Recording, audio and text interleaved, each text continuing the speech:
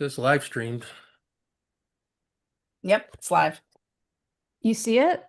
Yeah, We're on X. Let me.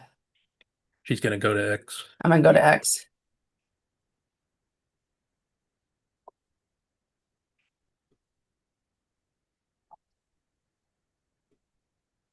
Yep, you're live. Yep. You're live. We are live. We are live. Wonderful.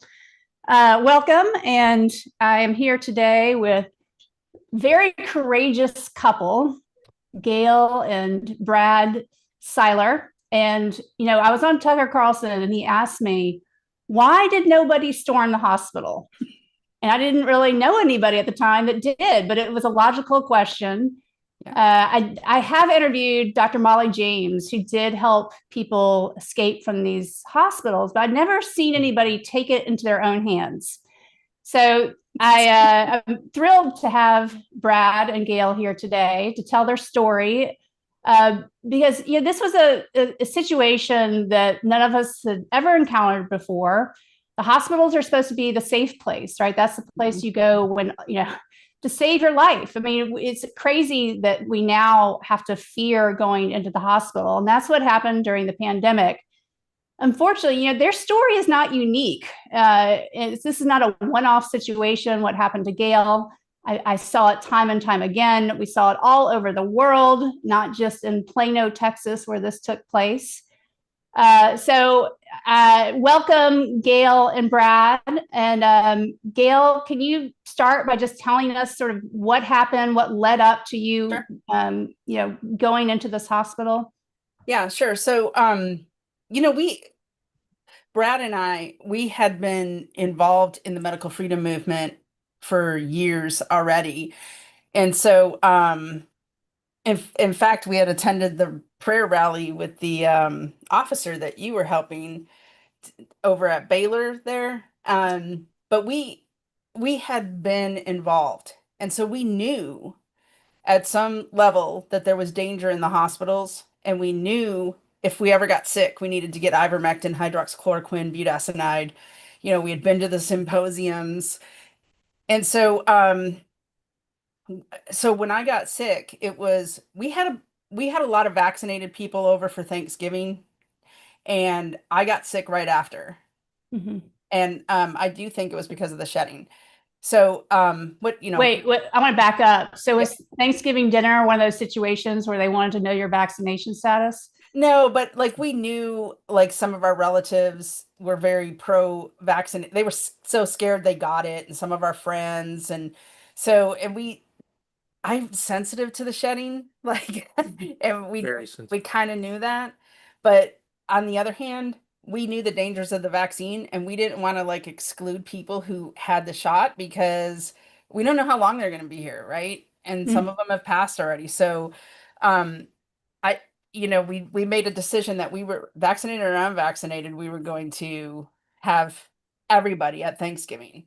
And we kind of have this Thanksgiving. He always calls it the land of misfit toys. If people don't have a place to go, they come to my house for Wow. Thanksgiving and Christmas.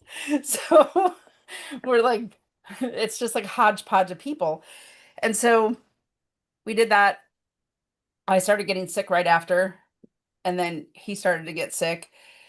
But he took me to a clinic that was doing the monoclonal antibodies, and they wouldn't give them to me.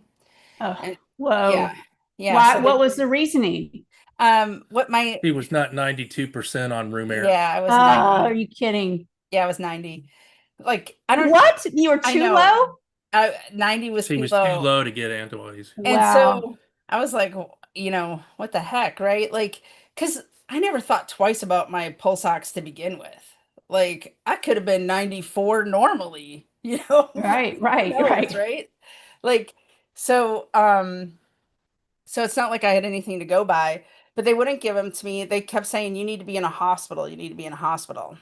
Well, and we were trying to get ivermectin. And every time we tried to get it filled at a pharmacy, as you know, those pharmacies are like, no, we can't. If I had said I had lice, they would have filled it. But because I had COVID, they, Which They wouldn't- pharmacy denied your prescription? Walgreens and CVS, Wow. both of them. And so we got a hold of Dr. Stella Emanuel, yeah, Mhm. and she sent the medications, but they didn't Right. reach me in time. And Right. so, by this time it's the first week of December, right? It's December 3rd. I started to the first week I was sick. I still worked because I worked from home. I I still worked because I wasn't totally feeling, so bad I just needed to take naps. And so but by December 3rd, my oxygen got to 77. Mhm. And how many And days were you sick at that point? so how many days? Maybe 8 or 9? Yeah. 8. Was it 8? Day 8 was when everything started Yeah, to, really. yep. Yeah, really hit me. And I never felt anything like it, to be honest. Mhm. I mean, when COVID first hit, Brad, he's a former nurse, but he was in the military. He was a biological weapons officer. He knew, like right out of the gate, that it was bioengineered. He knew it was gain of function. He said this doesn't act like a virus. This acts like something from the military. And so like he bought nothing that they no information. Like, he was, and so when I got sick, he had that knowledge to know like that this is not like your normal virus. This is something that is weaponized. And so it was affecting me so horribly. And when it got to 70, when my oxygen got to 77, he said, you do need to go to a hospital. You need oxygen. I said we need to talk about Going, if you need to go to the hospital, where are you going where to are go? we going to go? And Right. so there had been an article in the Dallas News about Plano, Medical City, Plano, where Colonel Allen West had went there and he got ivermectin and hydroxychloroquine and budesonide, him and his wife. And I think he stayed one night and she was released the same day. But they got better, right? So we're like, okay, we'll go there because they're most likely to give us the protocol we want. So we went there. We had a horrible long wait, even though Well, we took the FLCCC protocol because that was the one that was written down, document. publicly available. And that's the one we wanted to use. And so, yeah, and so we got there and at this point, I don't know, like I could barely walk. Like I could, we were walking down the hallway, we couldn't find a wheelchair. I was about ready to pass out. Nobody would help us get a wheelchair. All the corridors were locked down.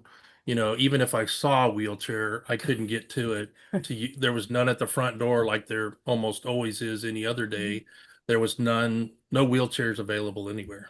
And so he flagged somebody down and she was telling him where to go for a wheelchair and then she took a look at me and she was like, "Oh, let me get one." And she brought a wheelchair to you and then he wheeled me the rest of the way. But he put all the things that he filled out the form and he put like really big, her oxygen is 77. He was checking my pulse ox the whole time that I was in the waiting room. I'd been an emergency room nurse, so Mhm. doing triage, I put down in their speak, Right. the critical things that they needed to know. Yeah, and I think we waited about an hour. Wait, yeah, a little over an hour. Yeah, we just sat. Nobody ever talked to her. And eventually they brought us back. He gave them the FLCCC protocol, and they said, "Yeah, we do that protocol. We'll do that protocol." And that was in the ER. And then they made him leave. What I think now is they And I thought I was leaving her there for them to help her. That's what I thought. Of course. Well, Because that's a logical. I was an emergency room nurse. That's what you do in the emergency room. you help. Right. And yeah, so they made him leave. And now I always say it's because they didn't want witnesses to everything that was going to happen after that. And so I was in the ER for 36 hours. And they were waiting to open an ICU unit and they needed a certain amount of patients needing the ICU before they would open a unit and bring in a team and all that. And so I think there were about 5 of us that went up, when they opened the ICU. And they hadn't started any protocol at that point. And so, but I didn't realize that then what I, looking back, realize now, they were increasing my oxygen. Mm-hmm. They were steadily increasing the oxygen that they were giving me. Were they giving you breathing treatments? No. Of course. Oh, not. no. Just a No, just a because that would non-rebreather. spread the virus. That was their thinking. Right, Right. exactly. You can't exactly. do that. Right. Can't do that. They were And she was on a non-rebreather because we don't want her spreading. Right. right, Yeah. exactly. It was, yeah, they wouldn't even let me get up to go to the bathroom. Like I had to use that pirouette thing that it was so weird.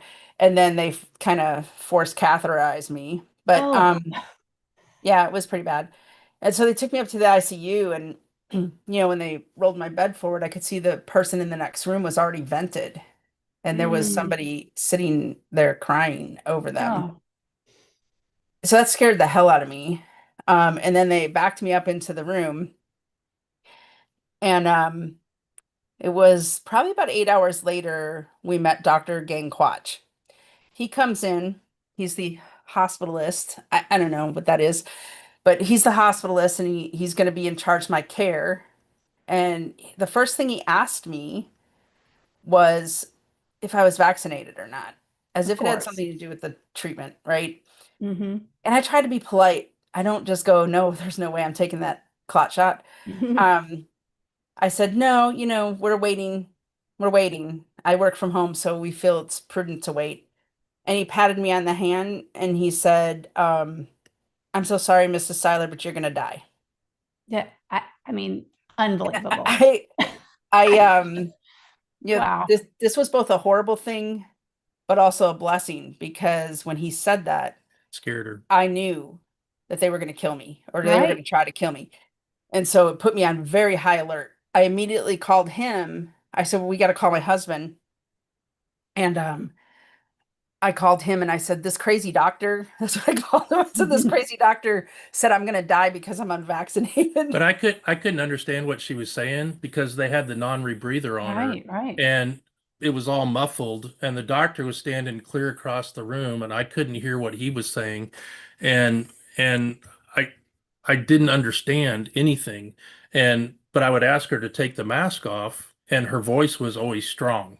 Always. Just Right. always strong. But it Right. was just always muffled, and I would always tell her, take your mask off so I can hear you. Yeah. Right. Because that was the only way I had to assess her as to how Yeah. strong she Phone. was. And so I told him, I said, this crazy doctor said I'm going to die. And he said, well, she's going to die, but if she takes remdesivir and goes on a vent, she's probably still going to die, but she might live. Wow. And we said, no. I said, no. I said, and then I said, since you gave me a terminal diagnosis like you just did, I want the President Trump signed the Right to Try Act. I want the right to try ivermectin, hydroxychloroquine, and budesonide. And he said, no. And I said, and since you gave me a terminal diagnosis, I want my priest to be allowed to come in to give Right. me my final sacraments. And he said, no. And then we had this. I said, well, you're fired.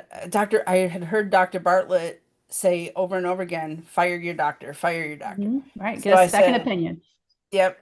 And so I said, well, you're fired. I need a new doctor. They wouldn't accept that. He came back every day Every for day. 10 days. Yep. Wow. And I fired him every day for 10 days, actually. And, To his And- face, you said you're fired? oh, yeah. I said, And- you're fired every single day. I said, you're fired.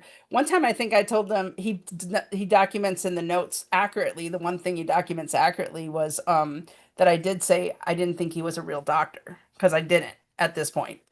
And so And he also it- said that he had tried that protocol Mhm. lots of times He- and it didn't work. He said, and she told him, well, it's you, it's Doc. you, Doc. If it's not working, it's you. Like, how Right. can it be working for, so many physicians? They're saving lives with these, and you say, I tried this for 2 years and all my patients died.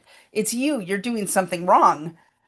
Right. Well, and real quick, when you looked at your notes, I assume you have all your records. Yep.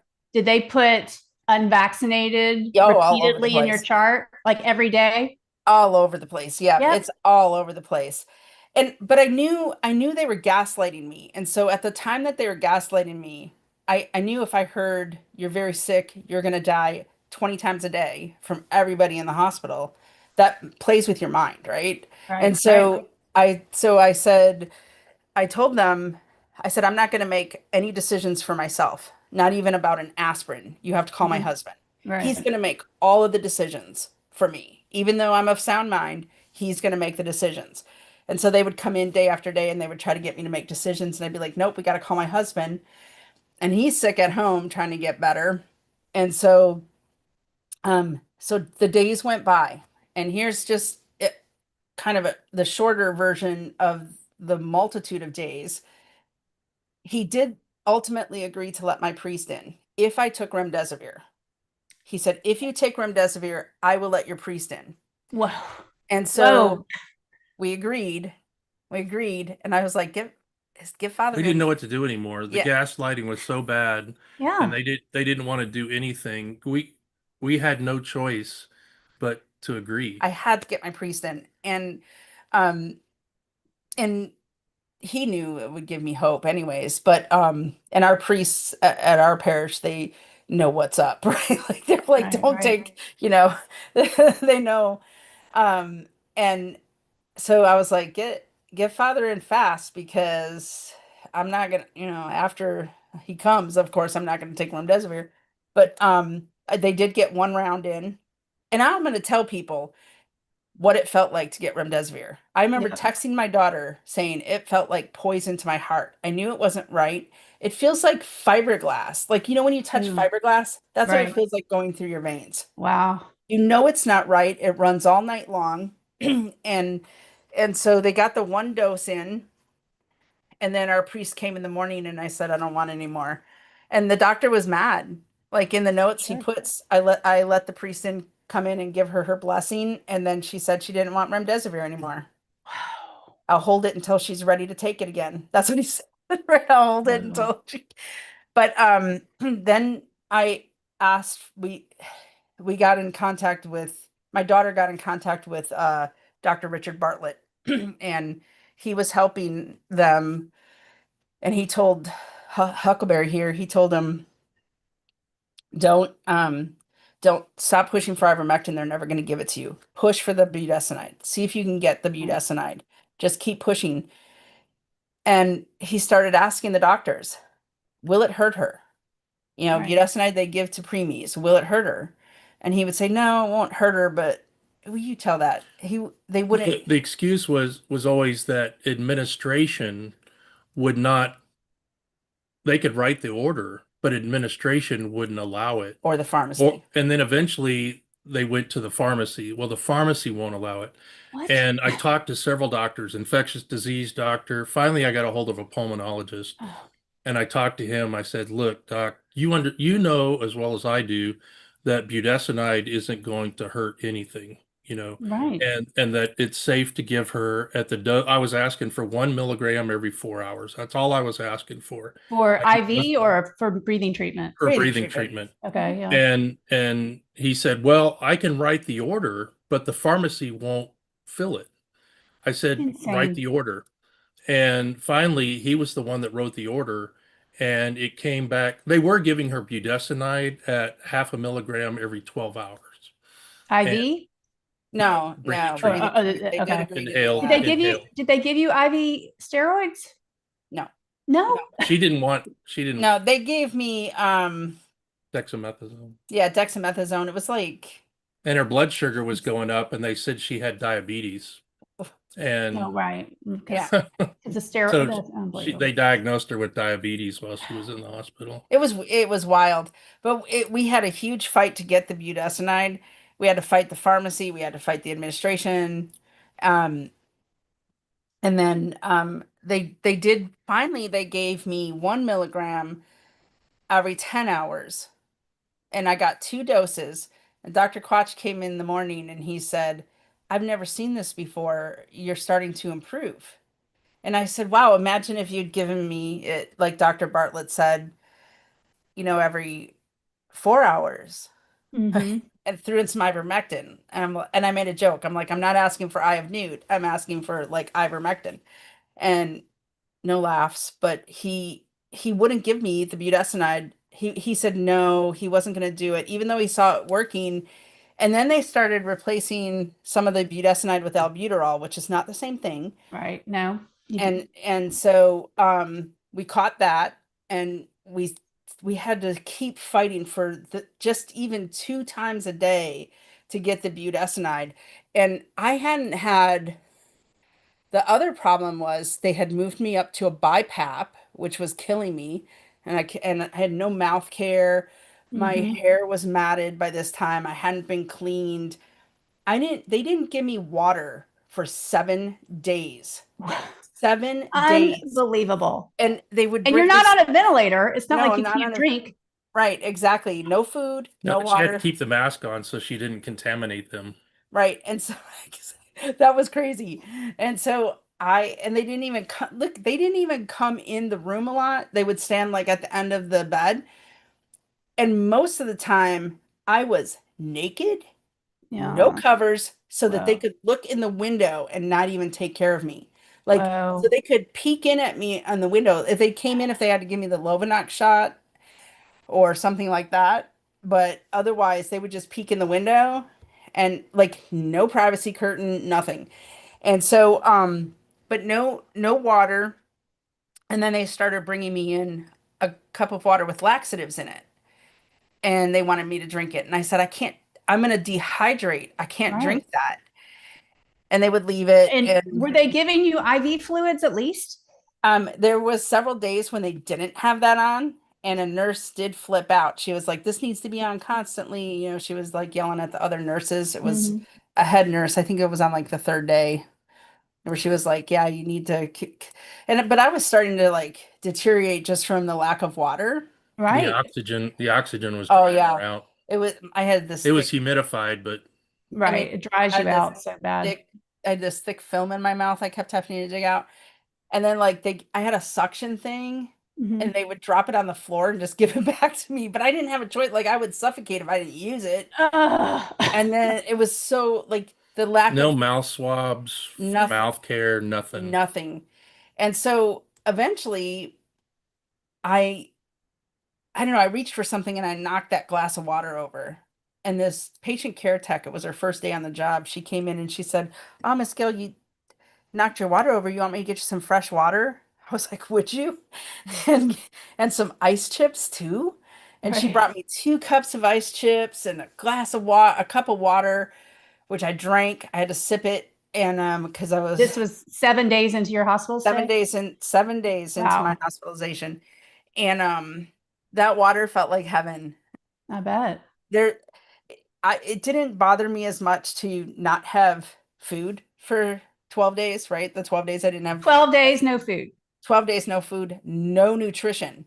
No. I didn't even get No banana bag, no I nothing. got a banana bag on the 11th day, right? The 11th Wow. day. And so, and we had to fight for that. Do you No think, I mean, were vitamins. you physically capable of eating if the food had Yeah. been there? Yeah, If they had brought yeah. it. Yeah. If they had brought it, especially drinking, like, Right. You could do a straw. It's, right. yeah. Yeah. I mean, Keep going, tell them about what else happened after that with the fluids, the insurer and oh yeah. So then, a nurse came in and she's like, "Why are you drinking? You're nothing by mouth." And I was like, "I don't know who told you about that, because here I am drinking, right? Like I'm drinking and I'm fine. Like I'm drinking, it's okay. It's okay." And she's like, "Okay, I'm gonna go get you some Ensure and see if you can drink that." Hmm. And she came back and she said, "Well, the doctor said you can't have the Ensure, and you can't have any more water, but you can have ice chips." So I'm like, "All right, I know how to turn." They were ready to ventilate you. They They wanted want that's exactly what yes, it is. the whole time. That's what they were going for. They didn't want me to have anything in case, well, because they wanted to vent me. And but I know how to turn ice into water because I'm to. college educated. And so I know like if you just let it melt, it will be water. So I'm like, okay, bring me all the ice chips you can. Right, right. And so then they called day they would come in, and I would fire him, and then I would call Huckleberry and And I would have to ask her to take her mask ask off. off and talk, and I would do that, and they would panic because I didn't have my mask on, but I was fine. My voice was strong. And so then the doctor said to him, "What do you what do you want me to do when she codes? What do you want me to do when she codes?" And because my daughter kept calling and saying, "Mom, they have you listed as a DNR, a do not resuscitate." Oh, And I would tell them, "I'm not a DNR, guys." And he has it written in his doctor's notes, but the chart said Said DNR. DNR, but he wrote, she said she's a full full code. code. Because I would tell them Right. every day. I would say, "I'm a full code," and they would say, "No, you're not. You're a DNR." what? That's scary. That's probably the It's part of the protocol. It's probably one of the things that scared me the most Yeah. was the medical staff repeating back to me the opposite of what I told them, right? And you have I'm a no D- witnesses there to verify. Right. None. You're No Zero. witnesses because I'm isolated. Ugh. And so, and the isolation is bad enough as it is. And the doctor knew that my instruction. When he asked me what you want me to do, I said, "Doc, you're going to resuscitate her. You're going to call me.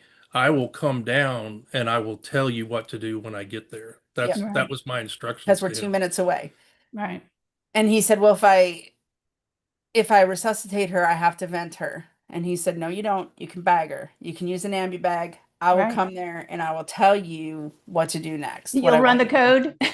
Yeah. I will run the code. Yeah. Because he was like, "I'm not going to give you," he said, and you told him right out, you said, "I'm not going to give you blanket permission to vent my wife because you will vent her for anything." And Right.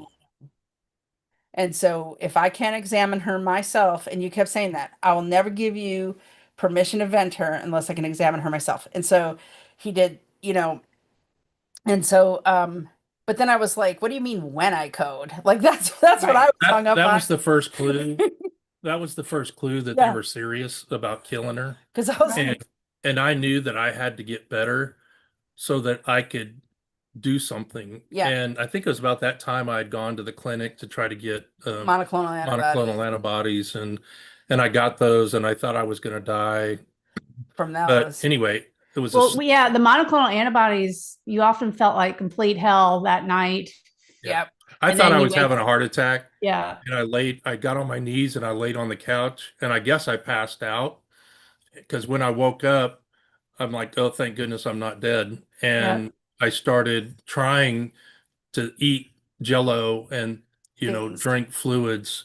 It was a slow recovery, Yep. but finally we got to the point. Yeah. So, there was a lot of things that happened. There were abusive nurses. One nurse even like hit me because I was unvaccinated and I put my call light on because my oxygen was coming apart. And she's like, "I can't come in here. You're unvaccinated." And she slapped me. What? Yeah, yeah. And I was so mad. I was like, "If your shot works, act like it. Because why would I take a shot? Like you're so afraid and you got the shot." Right. Like, there was a lot of there was one nurse, he came in and he said to me, every 15 minutes he would come in because there's only 2 patients, right? That each nurse has. And he would come in and he would say, "You're going to make it. You're going to make it. Oh, good. Don't listen to that machine." He said, "I'm going to take you off the BiPAP and I'm going to put you back on the rebreather." Great. He said, "And I'm going to turn you away so you can't see the machine. You don't need to see the machine. I need to see the machine." He was like, "And I'll check on you every 15 minutes."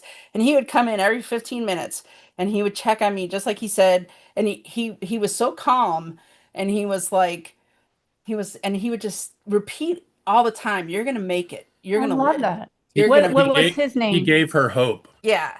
What do you remember his name? I don't remember his name. I can't even Oh. find him in the records. But I just remember he was a very tall black gentleman and he had this very calm demeanor. And the Which is what nurses should do. which is what they should do. She'd tell me she had great nursing. And I said, did they do this? Did they do this? Did Right, they-" She right. said, no. I said, well, then they're not. Then they're stop not- calling him a good nurse, right? But there Right. was a couple good Were good. nurses that did their job. Yeah. He switched out my little suction thing and he put more up in the thing. He's like, "They need to change this every day, every day." And so he was, he was very nice. And the patient care techs always kind of match the person, right? Like the Mhm. nurse, they just kind of went together. And so she was very kind. And then on the 14th day, well, the next morning when Dr. Quach saw I was off the BiPAP, he tried everything he could to get me to go back on it. And I said, nope, I'm not doing it. That thing was torture, not doing it. Mhm. I've adjusted. I don't care if my oxygen is 92. I'm I'm Yeah, happy what there. 92 is totally fine. What were they Yeah. aiming for? Like 99? What was the Right. I don't know. Like they didn't, I don't think they knew. Like they panicked at any number. Yeah. The I alarm. don't think they, honestly, the people that were working the ICUs weren't critical care No. healthcare professionals. So No. they didn't, I don't think they really understood what was going on in the critical care None units. of They them, just followed the protocol. some of them didn't speak or understand any English. It was crazy. Like I couldn't communicate with them. wow. And so it was, yeah, it was pretty wild. And and then the pulmonologist was coming in like on day 13 and 14. He would just stand at, they never touched me. They just stood at Never the listened foot to, of did the they bed. Nobody ever ever- listen to your lungs? Nobody Ever. ever did an Ever? assessment, Doc. Nobody ever did an assessment using the five senses. Nobody. Nobody. And so he would stand at the end of the, he started standing at the end of the bed. That's how they examined me. They just looked at me and he said, he started doing this thing where he said administration wants their bed back. And I was like, What was that? I was like, are you going to move me to another room? And he would shake his head and he'd go, not today, not today. Wait, And he wait. would Who walk said out. this? The The pulmonologist? pulmonologist. What? Yeah, it was really creepy. It's like And a Grim Reaper. I know. And I was like, so He they was wearing a white coat. He should have been wearing a black coat. so then I told my daughter, I'm like, I think they're going to kill me.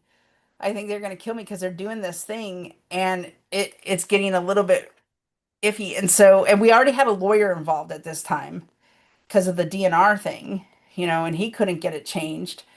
And so, on day 14, he comes up with a letter with a Senator Bob Hall, who we had been involved in politics for 10 years. So my daughter called everyone we ever worked on their campaigns, everyone. And we know who will work on their campaigns again and who we won't based on that experience. And one list is larger than the other. Yeah, well, let's shout out who are the people that were helpful. So Senator Bob Hall, he Mhm. was amazing.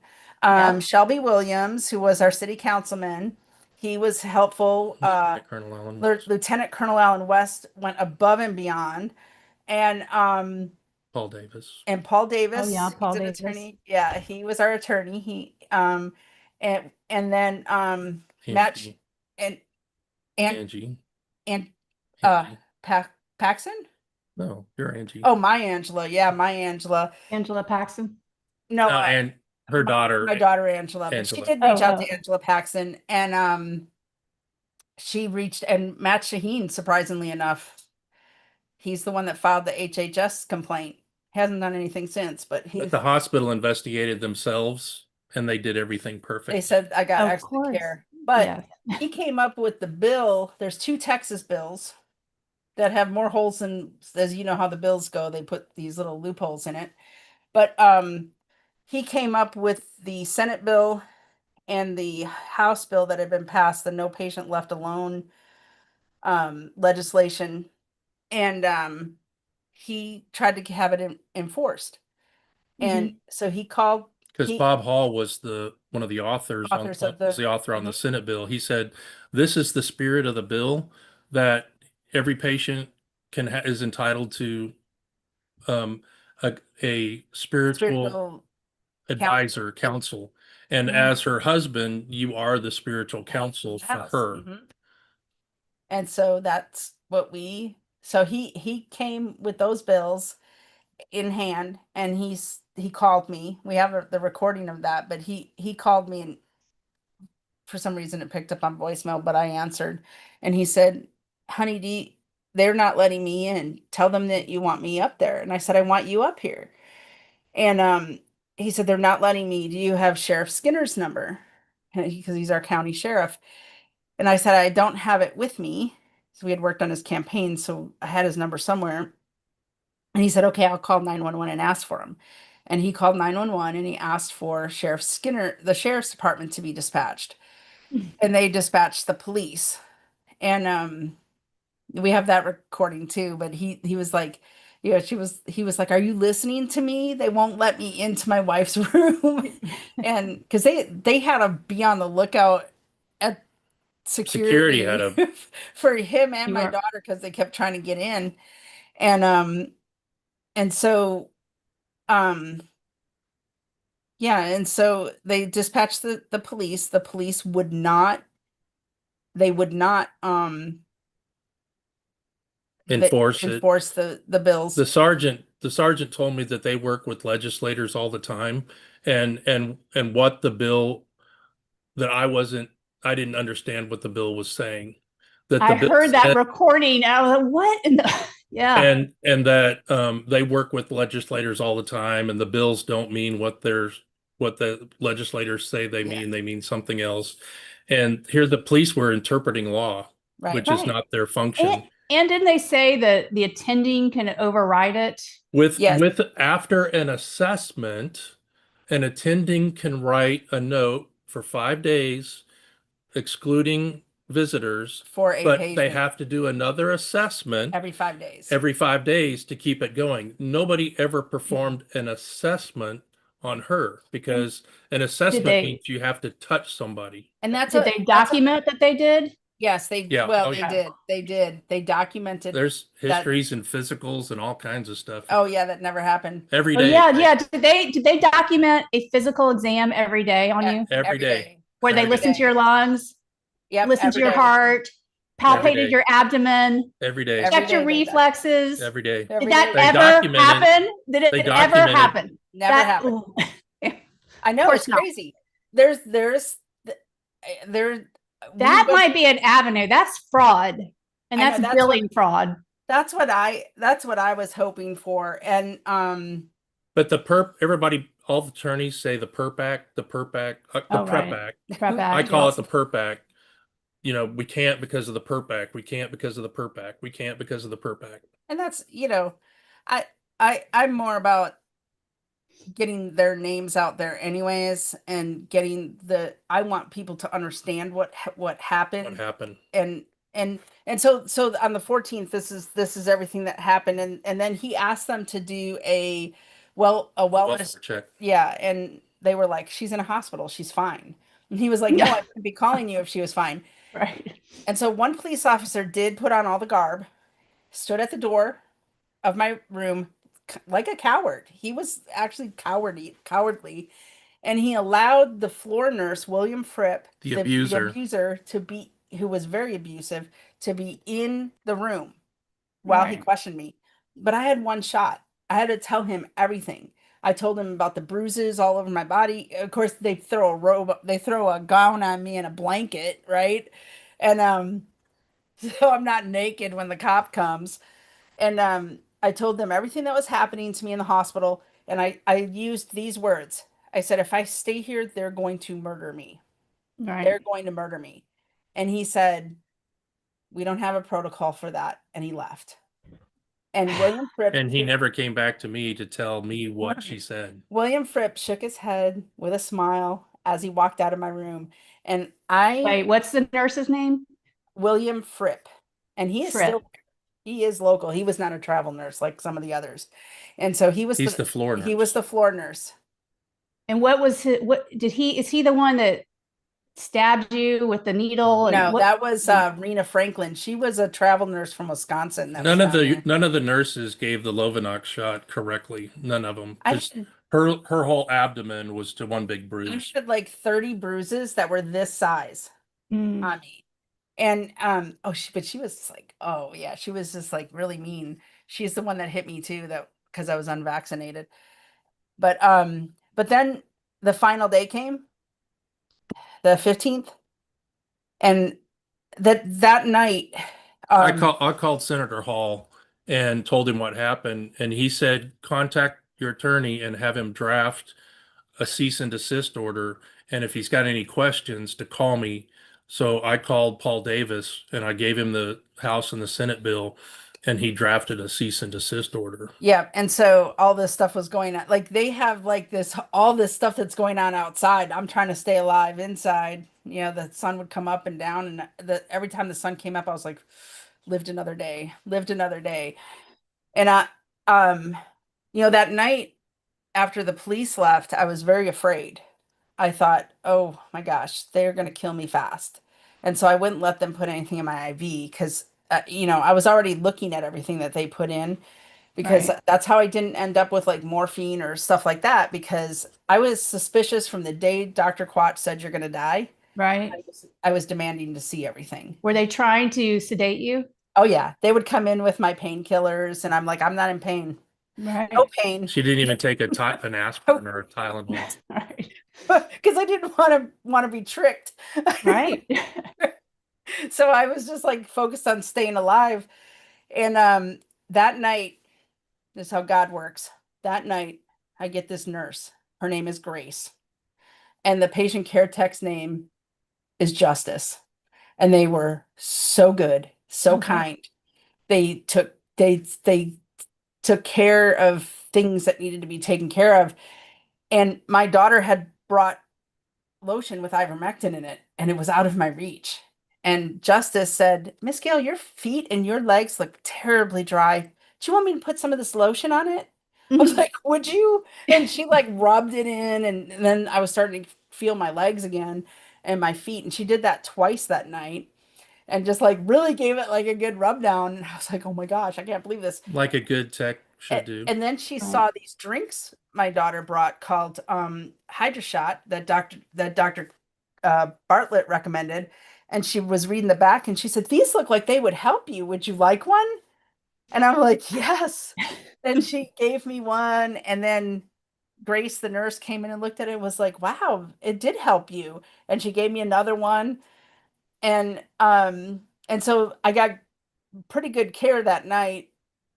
And then in the morning, he calls me at 7:30 on the 15th and he said, listen, he said, I'm going to come in and I'm going to take you out home hospice, but only I'm going to save you because they gave you a terminal diagnosis.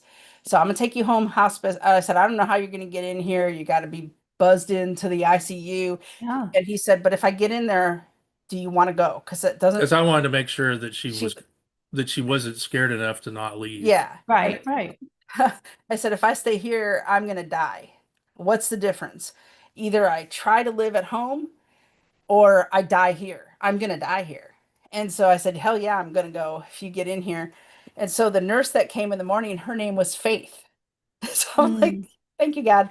And she said, she was nice. She was saying, this is what we're going to do today. And I'm going to be your nurse. And I said, oh, I'm going home today because I was still hypoxic, right? And she's like, I don't think they're going to release you today. I said, no, I'm going to go home today. She was like, okay, probably not. And cuckoo. And then when he gets there, Well, the X-ray machine came in to take the daily chest X-ray. and he was like, oh, you're not on the list. And he's like, and when he was pulling his machine out, the door caught and it didn't close all the way. And so when he comes about 9:30, 9:40, and the Like- old security guard that's sitting at the desk isn't there. And there's this young kid. And so he just And I took the cease and desist order. I put it on the desk. I said, you guys are not letting me see my wife. The cease and desist order says that I'm going to see my wife. And he's like, yes, sir. And I went over the elevator doors that were always closed. You had to push the button. They were standing wide open. And I walked Mhm. onto the elevator. I pushed the third floor. I went up to the third floor. I turned left, right, headed down the hallway, got to the ICU, and the doors that were normally closed and locked were standing wide open. wide open. And her room Wow. was straight in front of me. All I Crazy. had to do was walk straight. And so I walked into her room. I shut the door behind me and I said, honey, I'm here. He goes, he Aw. came barging. I was like, there's my Huckleberry. That's where he got his name Huckleberry from, right? And I was like, there's my Huckleberry. And let me tell you, that old security guard saw him get on the elevator and went He was running up chasing the me down the hallway. Oh, whoa. stairs, and everybody came chasing him in there. And when he walked in, I was naked, Yeah. dirty. I was covered in poop, right? I had all, he saw, the first thing he saw was all the bruises and the window and no No privacy privacy curtain. curtain, no nothing. Everybody who walked by could see me. He was pissed when Yeah. he saw the condition I was in. Like he was shocked, pissed, I've never seen anybody in the hospital treated like an animal like that. that Right. looked that bad after being in a hospital. Yeah. It disgusted me. And so when they chased him down and they all came in the room and they're like, you need to get out of here. He turned on his, it's one thing to be cocky to him on the phone. It's another, he's a big guy. It's another when he's standing there big as life. And he was like, I'm not going anywhere. You're not going to kill my wife. She's not your guinea pig. Where's her privacy curtain? Why is she naked? Why is she full of poop? You better clean her up. You better go get her. He was like giving them orders. I love it. They were like literally so scared they were running into They each were other shocked. They didn't know what to do. because he was Love like it. he took command of that room like he was back in the military. And then when they would leave, he would look through the cabinets. He'd be like, "We're gonna need this at home. We're gonna need this at home." We started packing my bags, and we were praying. And then the police they called the police. You called the police. Senator Bob Hall called the police Whoa. to try to help me. The police were not there to help me, as you can tell Right. from Every time the police were contacted, it was to help us, and they wouldn't help us. they were their goal was to get him out of the room, Right. and I would have died. But Senator Bob Hall called him and he was like, "Listen, if they make you leave, don't get arrested. Just, We'll figure out we'll another figure way. out another way." And he Right. was like, "Okay." And then he hung up and he was like, "They're gonna have to take," he goes to me, he goes, "They're gonna have to tase me and drag me out of here." I'm not Once I was there, I wasn't leaving with them. Right. And so for 6 hours we went back and forth. And they would bring in they finally started, well, they sent in two No, doctors. and just to say, there was nobody threatened anybody Right. Right. with anything this whole time, right? No. I mean, it was all just being present and being direct and telling people. There was no threats or anything Right. like that Right. made. And I was able to say what I want. And like there's a recording of my daughter where she's telling them, she's like, "My mom's not afraid of my dad. She's Right. afraid of the hospital. She Right. wants to go home with my dad." Right. And so they sent in two doctors to gaslight me.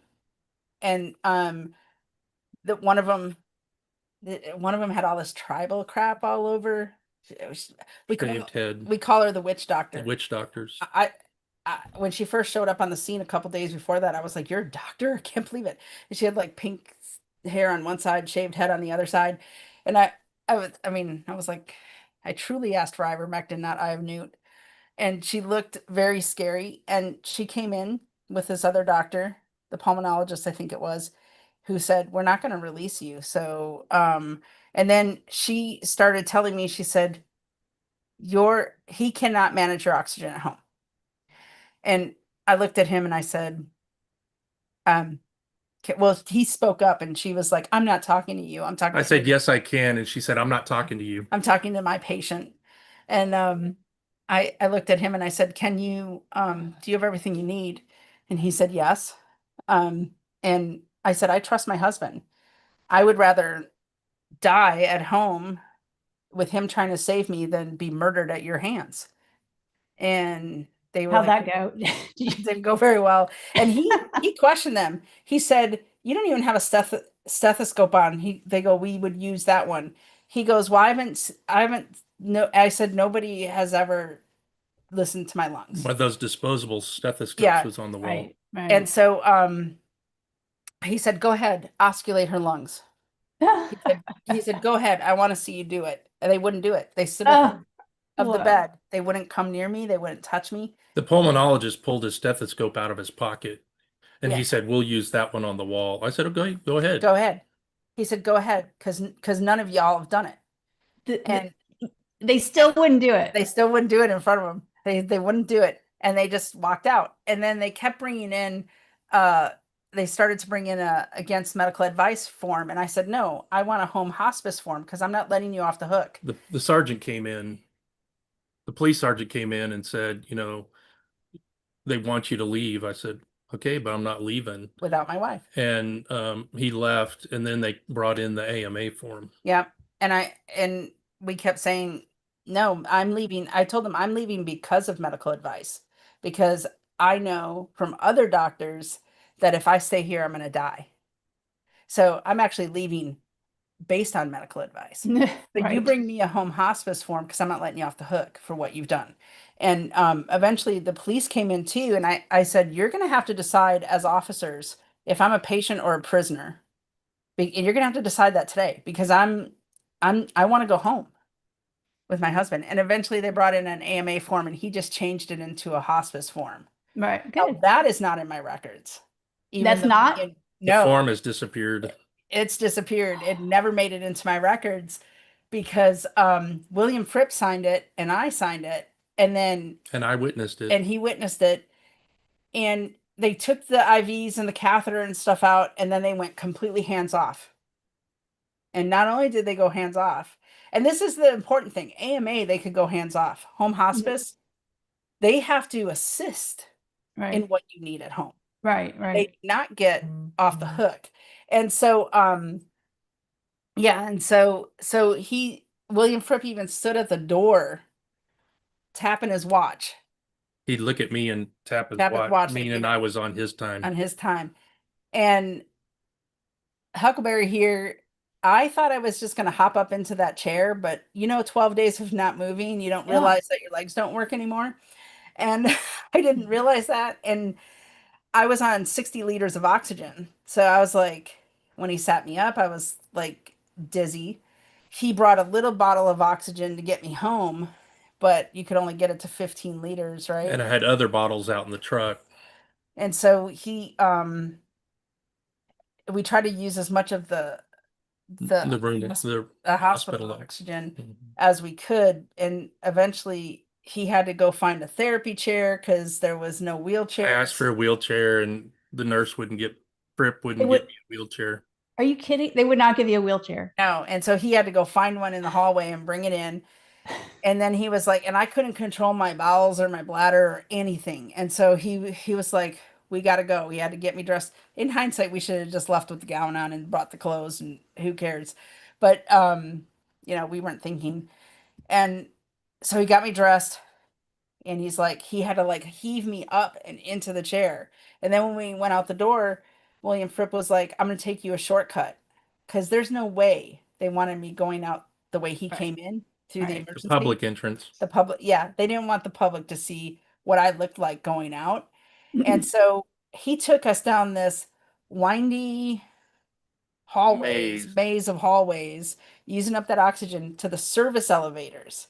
They took Whoa. me down where they take bodies down to the Not the morgue. patient elevator, not the the service elevator. Whoa. This elevator. That's where they took me down, and out that door where the bodies are picked up by the Where the morgue. morgue comes to pick up the body. That's the where body. they took me out and had my daughter park the truck. And when he was getting me ready to get into the truck, William Fripp was telling my daughter, if your mom codes, if she's here, we'll revive her once, but you won't be able to do it at home. And she was like, get behind me, Satan. She's not going to code. And then he told Huckleberry, he said, mark my words, she's going to die. She'll be dead tonight. If not by The the time nurse. the nurse told him that William Fripp. by the time, if not by the time you get him home. And he was already so mad. He threw some expletives, but he said, you better hope she does. He goes, because I know my wife and I'm going to do everything I can to make her live. And if she lives, she's never going to stop talking about it. She's going to do whatever she can from this day forward. And he's right, because he knows me. And so, and he said, if she lives, even God can't help you. Remember? And then he shut the door, and he took me home, when the sunlight hit my face, Mhm. I knew I was going to live. I knew it. Awesome. I knew I was going to get a miracle. And the whole time I was in the hospital, I was like, God, if I get this miracle I don't really deserve, I will not let it go to waste. I Yeah. will not just sit around and pretend like it didn't happen.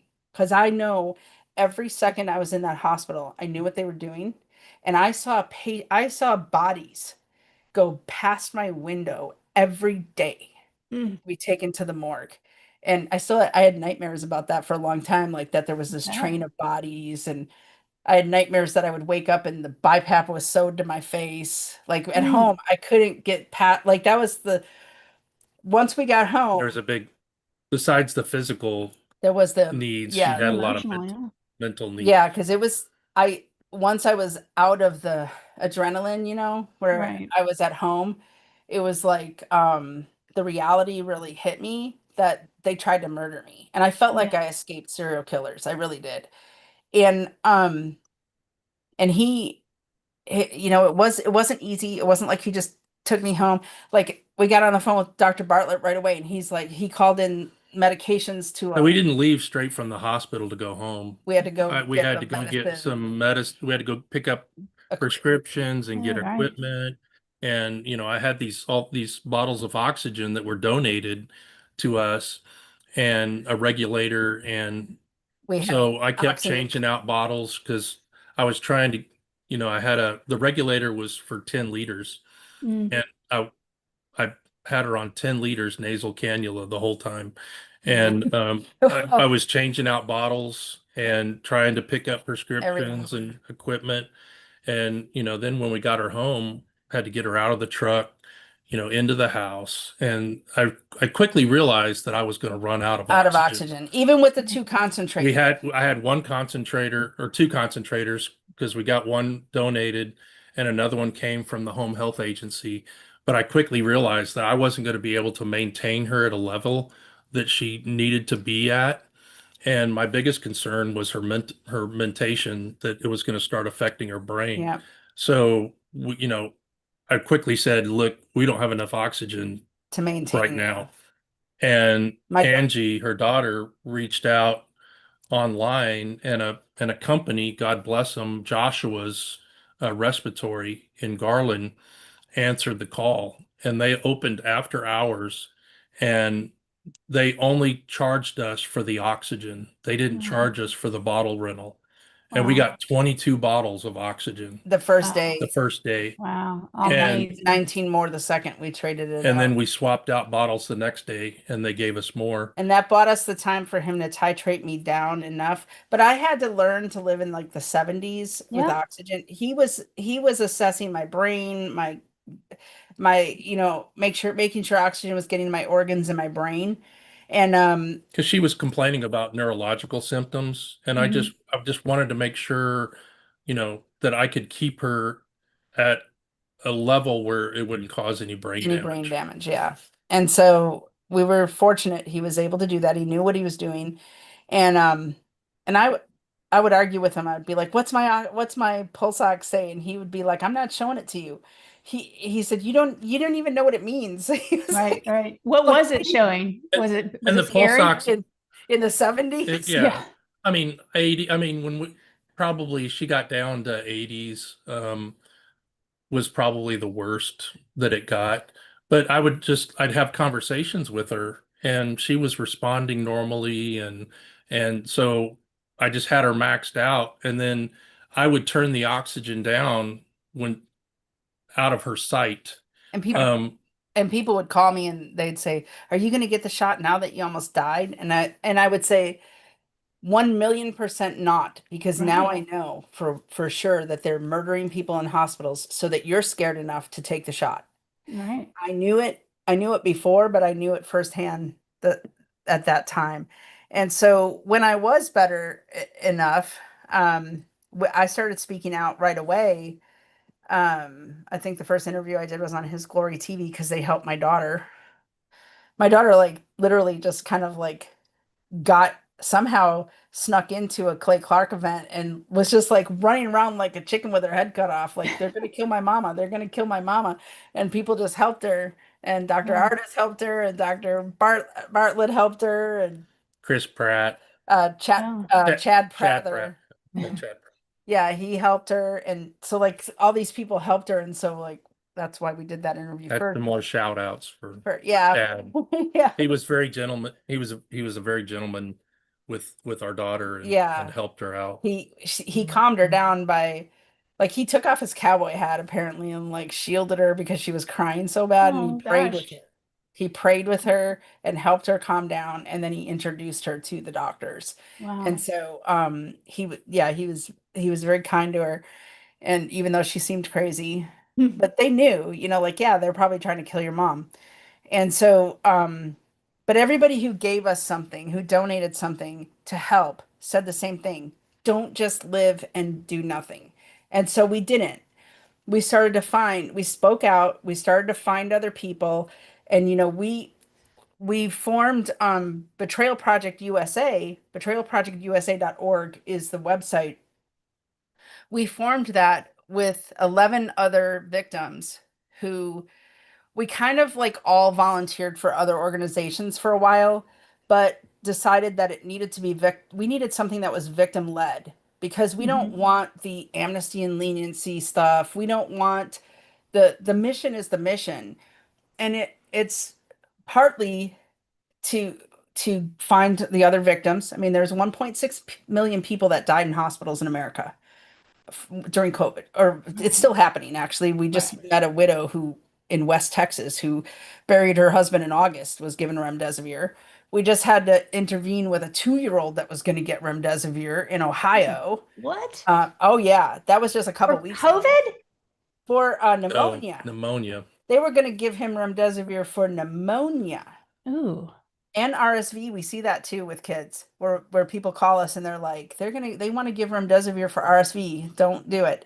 Mm. So, and I got a call from a nurse in Illinois that they put a guy on remdesivir and she was trying to stop it from happening at her hospital. So it is still happening, guys. Like it's still happening. It's still happening. And so we get calls, not as much anymore, but so we started betrayalprojectusa.org we've probably been contacted by thousands of people. Thousands of people. I can name 120 people in Texas. Wow. One of which I need to introduce you to because you were you got all that crap from the medical board. Her husband was killed at Dallas Regional here. And the day her husband went in, the doctor tweeted out, my staff and I would like nothing more than to see the unvaccinated clubbed to death like baby seals. What? Yes. The doctor? The doctor. And she wrote The medical doctor. director. Yeah. So he I think used the B word in a tweet and got in trouble. Or they No, well actually what I did B asterisk. Yeah, right. I didn't even spell the whole thing out. Now I wouldn't do that, but you didn't even spell the whole thing out. And this doctor, every day her husband was in, tweeted something like that out about killing the unvaccinated. And her husband died at his hands. Wow. And so we took those tweets. She reported him, and all he had to do was remove the tweets. But we took those tweets. She came with us to Austin, and we gave them to all the legislators. Do you think did anybody report him to the board? Yes. And did they do anything? And the board made him take the post down. He had to take the post down. That's it. That was it. Did you report your doctor to the board by chance? I did. And did they do anything? And we put JACO. We submitted a JACO Sentinel event. As well. Nothing. And did the board do anything? Nope. No. Nope. Nothing. Nothing. Did not investigate. Not a thing. Not a thing. The only thing that action was taken on was when our legislator went to HHS and HHS opened an investigation and had the hospital investigate themselves. And the hospital sent us a letter saying that she received perfect care, excellent care, and that there was nothing wrong with her treatment. Yeah. And they closed the case. Yeah. They didn't ask for, like we knew, like, okay, so the medical board thing is just a big sham anyways, because the governor appoints the medical board and all that. Like, I mean, it's number one, it's why we need a new governor. I hate to be political, but Doc Pete Chambers, Lieutenant Colonel, like, I'm going to plug him because we need him. We need him. Texas needs him. And, sure. because I've even, when our story was in Epoch Times, I I had a legislator call me and said it happened to his neighbor, and he's not a legislator anymore, but he got beat in a primary, but he said that Governor Abbott knows that this is happening in hospitals, but he's not going to do anything about it because of the money Right. his campaign receives from Big Pharma and all of them. And I think you had a program where you were asking legislators to sign that they wouldn't take that money, and that money matters. Yeah. And Yeah. in Texas, It's all about the money. and in Texas, it matters when you look on a candidate's financials and you see Dick Weekly or Texans for Lawsuit Reform, you know Mhm. they're owned by the pharmaceutical and hospitals and things like that. So you have to watch for that. So that's important.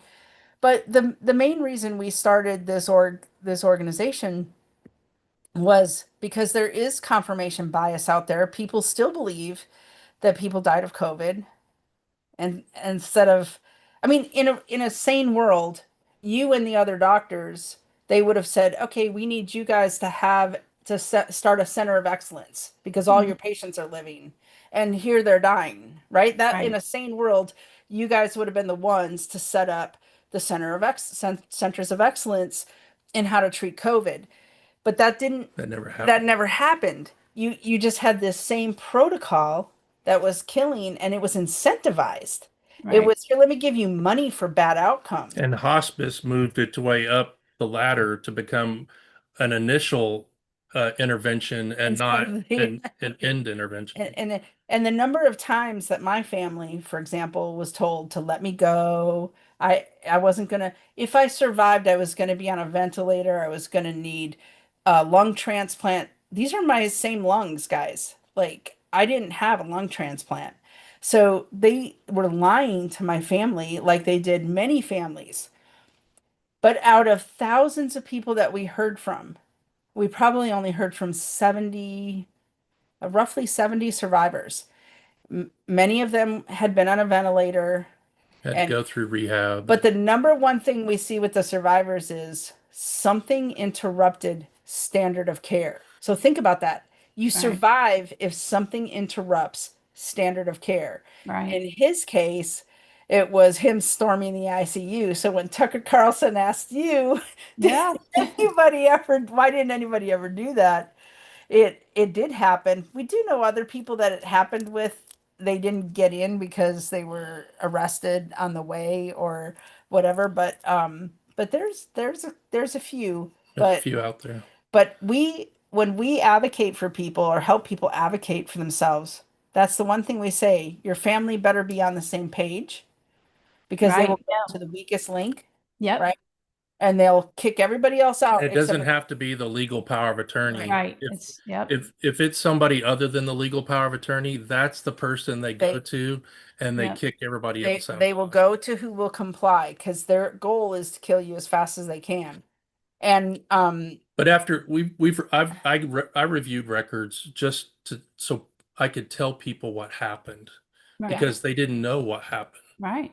They were isolated. They have no idea what happened to their loved ones. And I would review records just to help people understand what happened, even though it was the same story, just to help them understand what happened to their loved ones. And then we started to develop the 25 commonalities. well, it's on our website. It's the Hospital Deadly Playbook. It is the modus operandi that they used, and it starts with. And I don't want to let doctors off the hook that have their little practices. It doesn't start with the hospital doctor. It starts with the doctor that you go to, and he knows better, but he or she tells you go home and do nothing. Exactly. That doctor just turned the patient into a victim. Yep. And so that's why That's the first step to That- the playbook. that's why we say that's the first step. I don't want to just put it on the hospital docs and the administration because that doctor could have intervened. Right. And you go to the ER, and the ER doctors, while many of them did put, oh, kidney issues, not a candidate for remdesivir to try to save their patients. You could have simply, if all of the doctors had stood up and did what you did, right?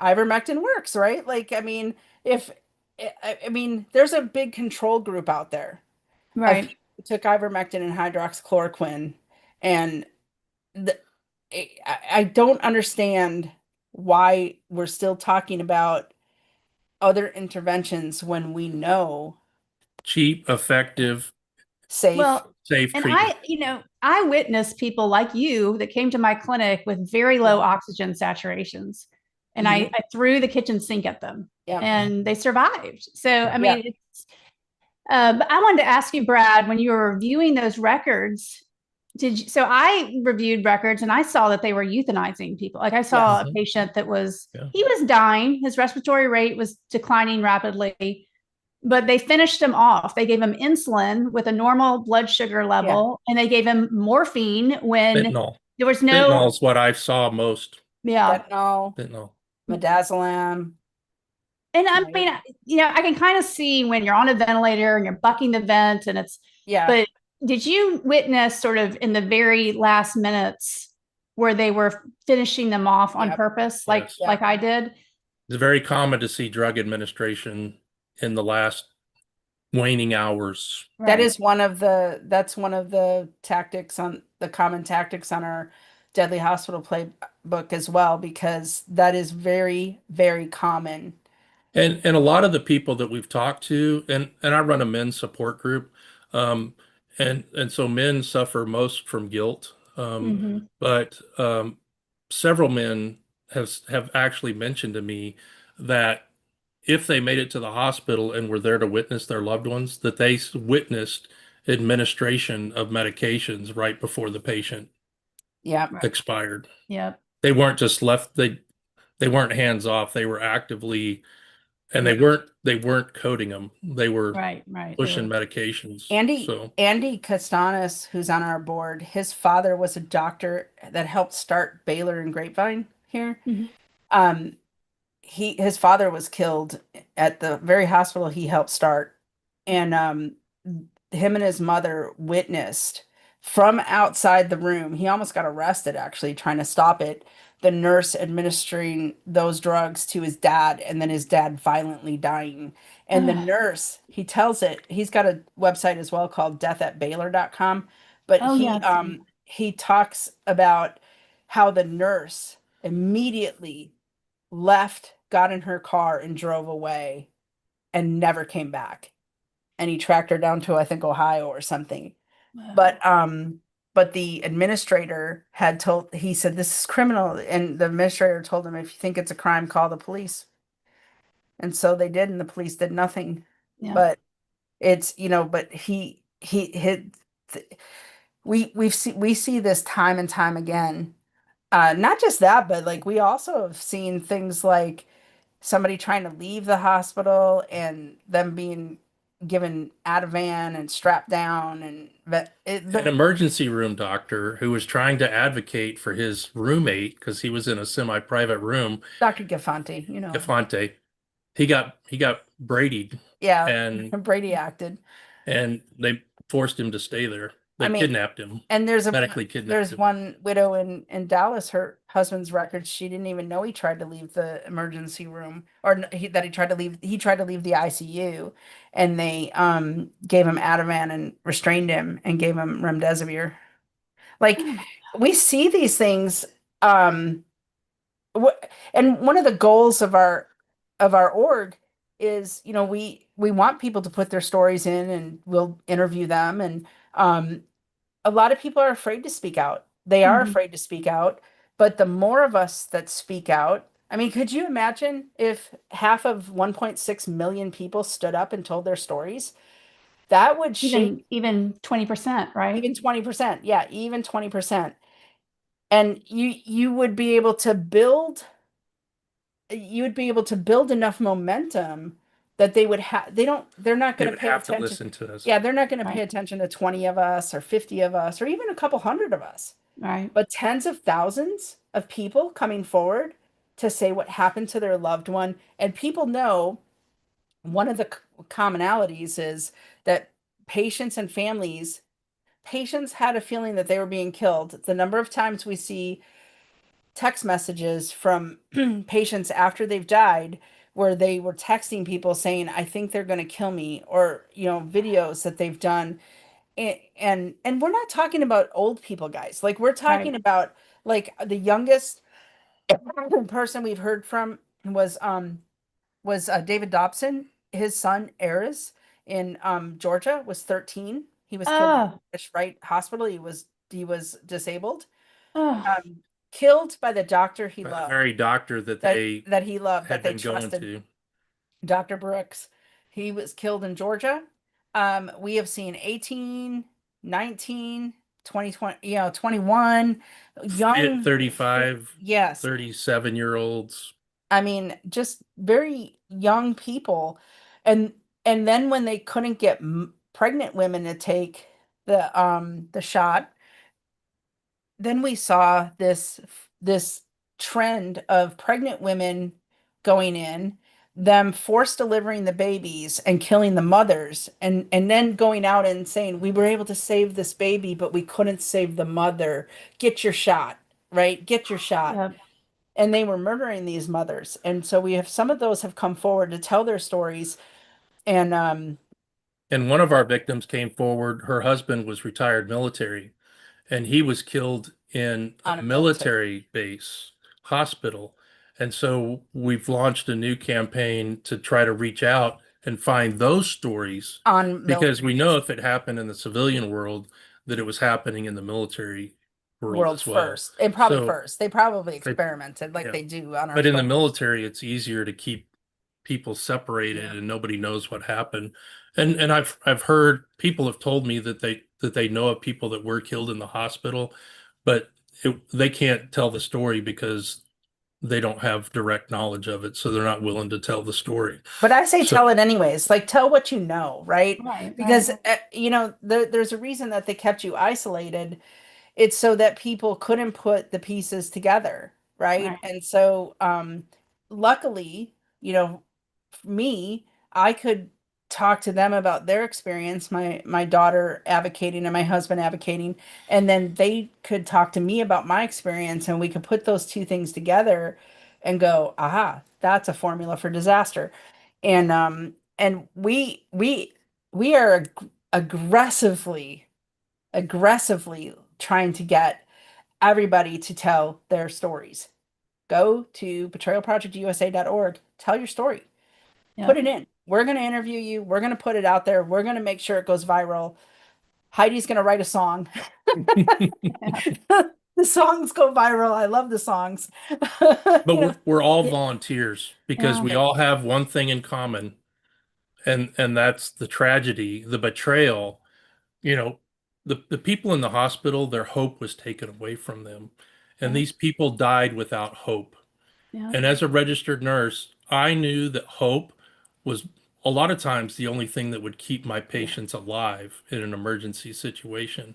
And the fact that they stole people's hope is the betrayal that everybody felt, that these Yeah. people were betrayed, our loved ones were betrayed by a system that was supposed to help, and all they did was kill. And in medicine, if you do the same thing over and over again and you have negative outcome each time, why you keep doing the same thing over Yeah. and over again? That makes no Exactly. sense to me. That you're Exactly. supposed to think outside the box. It's called the practice of medicine for a reason. There are no cut and dried hard facts, and everybody reacts different. It Yeah. none of it made sense to me, and I feel so bad for these people. But thank God, there's people out there that are starting to get the word. They're starting to come forward. yeah. They're not as afraid as they used to be. And I've heard the excuses of, well, they have families and mortgages to pay and they have to do what they have to do. But I want people to ask themselves, if your boss came to you and said, in order to keep your job, I need you to randomly kill 5 people a week, Mm. what you would look at him and say, you're crazy. Right. I'm not going to keep this job. This is immoral. This isn't right. It's not different just because they put a white coat on and they go. And it maybe in 2020 there was a lot of confusion about protocols and things like that. But by 2021, especially Right. the dark winter of death, where we see most of the page from Hmm. August of 2021 Yep. all the way into March of 2022, where they really upped the ante Yep. of death. Um, which coincided with mandating the COVID shot as well. Exactly. Right And after taking that. away monoclonal antibodies. Right. It was- That's Exactly. kind of weird, isn't it? Yeah. Surely it's just a coincidence. Yeah, surely. exactly. Exactly. And so And the president called for the winter of death, and poof, there it happened. and so we've noticed that trend. We've also noticed the trend of the killing of the veterans. There's a lot more men. I think that's partly because they're more compliant, but still, um, I like there was no reason in 2021 to be isolating patients, not giving ivermectin, not giving HC hydroxychloroquine was what took out SARS 1. They knew when SARS 2 hit. Like I lived in Europe during SARS 1. That's everybody got hydroxychloroquine. Mm-hmm. It's like I mean it was like, oh yeah, this is what defeats it. So it didn't make sense to us that they demonized it. But we don't know the numbers, but of all the doctors in the United States, I don't know. I heard 500 About doctors, 1,000. but doctors that actually treated their patients like you did, out of their offices. I mean, I know of clinics that would treat people out in the parking lot, just so they were doing something. Yep. Um, We and did not, breathing treatments in people's cars. yeah. Yeah. And Yeah. so I don't know how many million doctors there are in the United States, There's a little over 1 million. But- I've looked. that, what 1% of them actually did their job. That's frightening. And as a nurse, me from the get-go, as a nurse, my primary role, as I understand it, is that in a healthcare setting, I am the primary advocate for my patients. That if there's no other advocate there, that's my job as a nurse. Right. And the fact that nurses didn't fulfill their role in a healthcare setting upsets me terribly. And after I found her in the condition that she was in, that everything that I saw violated what I was trained to do, and there's no excuse for it. And I blame the nurses, because in the hospitals, the only people that were there to advocate for these patients were the nurses. Yeah. And they were the ones Yeah. pushing the drugs. Yeah. And that to me it was a betrayal to me as a nurse that would happen in a hospital. Yeah, and there's lots of times I question doctor's orders, and there's lots of times that I got called on the carpet by administration for questioning a doc. How dare I question a doctor? But that's my job. Yeah. Right. And so, nobody ever said what I did was wrong. They just said, don't question them. That Yeah. if you have an issue, come to me. No, I'm gonna go to the doctor, and I'm gonna say, Doc, don't you think there's something? How about if we try this Right. instead of that? And- It was always I tried to offer an alternative, Right. and not just, but it, And the fact that this happened everywhere in the United States and probably other countries too, but every state in the United States should be shocking enough. Almost every hospital, we have not found a hospital system yet that this didn't happen in. And we've heard from so many, and so it's not where what happened to me and where it could have gone, where it was supposed to go with me being vented and then dead. Um, that happened over and over again, 1.6 million times. In Texas, it was over 100,000 people killed in hospitals. Those people need to stand up. Like Yeah. that, the only thing that will outweigh the money that big pharma spends is is a politician not wanting to be seen as being part of a democide, right? So if I mean, like that's it. Like if 30,000 people in Texas stood up, right? The politicians in Austin would act like they just heard of it. Right. Oh, I didn't know it was happening. Like and if people want to know who paid for it, we, the taxpayers, paid for that, we paid. Yeah. because To we kill never everyone. got a bill. We never got a bill from insurance. It was Really? all covered by government money. Did you get an EOB or anything, an Well, itemized statement? So I She got- reported. I did ask for the itemization from the hospital, and I got that. And I reported to the insurance company fraud because number one, I fired the doctor, so he had no business putting any orders in, right? So Right. anything that Dr. Quach ordered for me, he did so as not my doctor, Right. as far as I'm concerned, right?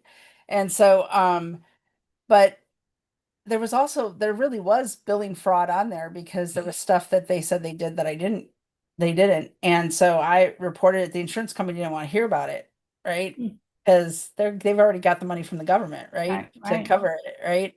And so, yeah, so it's But a lot of people that I talked to, they never received a hospital yeah, bill. they didn't. And so who's paying for it? We are. Right. The people paid Right. for that. Right. Right. And just the CARES Act money and the PrEP Act money and Yeah, all but that's that. all tax money. I know it's all, we literally paid for our own democide. It's like crazy. We have to, and they say you get the government you deserve, and sometimes you get it good and hard. So people do need to stand up and pay attention because this didn't start with COVID, as we all know, and it's not going to end with COVID. So I would encourage people to go out and read the PrEP Act. There's a separate PrEP Act for flu, for all different viruses. Like it's not just, and then go look when you're done being shocked by that and horrified, because you should be, go look at your state laws and see how the copious amount of of immunity that these people have. The common citizen, And most of it was done by bureaucrats. yeah, Mhm. Because they pass a law and then the bureaucrats are the ones that the muddy only the waters. the only people who don't have immunity are we the people, right? Yep. And the PrEP Act is still active. Representative Thomas Massey does have a bill Yeah. trying to repeal the PrEP Act, which should Yeah. be a step in the right direction. Yeah, that would Well- be. It'd be helpful. Y'all's story is just incredible. I mean, it took so much bravery to do what you did, because you've got somebody on the verge of death, and you really taking a big risk, and you made the right call. I mean, Brad, you saved your wife's life. God, You God were a saved her. hero. God saved her. Well, in God, but you had choices to make, and you did the right thing, and it's really impressive. So I commend you, and thank y'all so much for coming on today. Everybody, please go to their website, betrayalproject.org. Is that It's correct? betrayalprojectusa.org. Yeah, You okay. got to put in the USA or you end up somewhere else. Okay. Betrayalprojectusa.org. Wonderful. And I just thank you so much for speaking up, organizing everybody, the victims' stories. The website is very impressive. And we all just need to stand up and keep speaking out. The pandemic is over, but the carnage I still see every day. And absolutely nothing has been done about it. So we really just Nothing. need to keep speaking out. Yep, Absolutely. I agree. And with that, we'll leave it, but we'll have you again on soon, because I want more. I mean, I know you have so many stories to share, so we'll see you again soon. Thank you so much. And it wasn't without cost. Yeah. So Right. Yes, thank you. exactly. All right. Take care. Thanks. Bye-bye. Bye.